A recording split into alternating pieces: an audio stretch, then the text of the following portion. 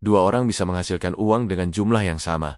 Namun, hidup mereka bisa sangat berbeda. Satu merasa tenang dan bebas. Yang lain merasa cemas dan tertekan. Perbedaannya bukan pada jumlah uang, tetapi pada jenis penghasilan yang mereka miliki. Bab 2 dari Cash Flow Quadrant menjelaskan bahwa jenis penghasilan menentukan arah hidup seseorang. Kebanyakan orang hanya fokus pada satu hal, berapa banyak uang yang mereka dapatkan. Namun jarang yang bertanya dari mana uang itu berasal dan apa yang harus dilakukan untuk mempertahankannya. Bab ini menekankan bahwa penghasilan memiliki karakter yang berbeda. Ada penghasilan yang terus mengalir, meski seseorang tidak bekerja setiap hari. Dan ada penghasilan yang berhenti saat seseorang berhenti bekerja. Perbedaan inilah yang sering tidak disadari. Jenis penghasilan yang paling umum adalah penghasilan yang bergantung pada waktu. Seseorang menukar jam kerja dengan uang. Ketika bekerja uang masuk, ketika berhenti, uang berhenti. Penghasilan seperti ini memberi rasa aman jangka pendek, namun menciptakan ketergantungan jangka panjang. Selama seseorang bergantung sepenuhnya pada waktu dan tenaga, ia sulit mencapai kebebasan finansial. Bab 2. Memperkenalkan jenis penghasilan yang berbeda.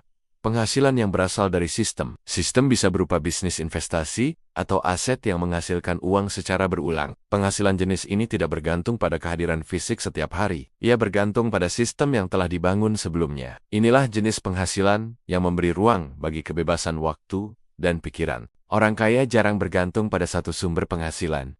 Mereka memahami bahwa satu sumber saja membuat hidup rentan. Bab 2 menjelaskan bahwa orang kaya secara sadar membangun beberapa aliran uang. Mereka tidak mengejar keamanan dari satu gaji besar.